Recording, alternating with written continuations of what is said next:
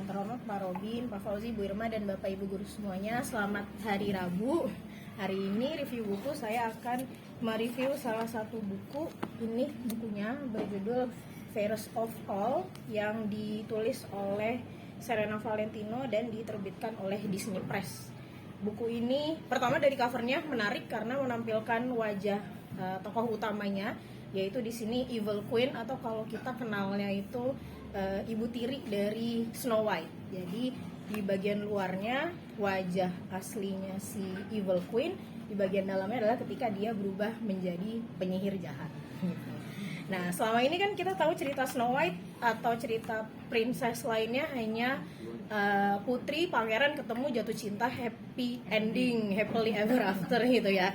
Tapi ternyata melalui seriesnya, jadi buku ini series, si Serena Valentino atau pengarangnya menulis banyak judul buku berdasarkan dari sudut pandang peran antagonisnya. Jadi kalau di seri Snow White yang ini adalah tentang si ratu jahatnya, menggambarkan atau menceritakan bagaimana dia dulunya sebelum jahat itu, bagaimana dari tentang masa lalunya, backstory-nya lah, intinya adalah cerita latarnya dari si ratu jahat ini.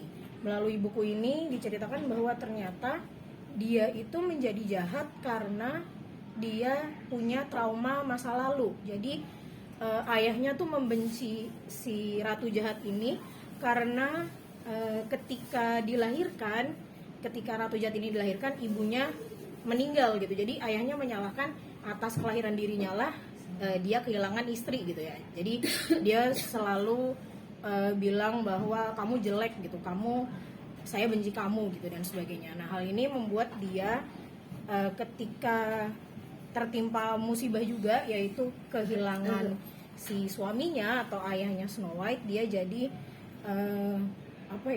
jadi perasaan yang trauma tersebut memicu dia untuk menjadi jahat.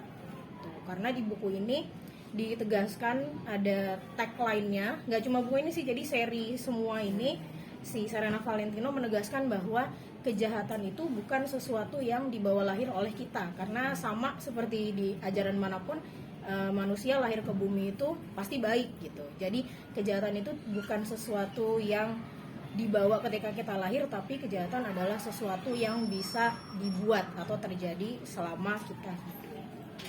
Dari buku ini jadi seru karena kita jadi tahu sudut pandangnya si peran antagonis ini bagaimana sih gitu. Selama ini kita cuma tahu dari satu sudut pandang, tapi dari seri-seri buku ini kita bisa melihat segala cerita dari sisi yang lainnya. Mengingatkan kita juga bahwa kita kalau menghadapi sesuatu jangan hanya melihat dari satu sudut pandang. Kalau bisa ada 2, kalau bisa ada 3, 5, 7, 10, kita harus lihat dari berbagai sisi dan berpikiran terbuka.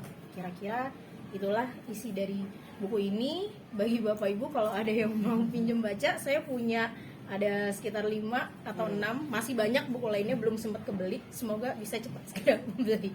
Baik, terima kasih. Wassalamualaikum warahmatullahi wabarakatuh.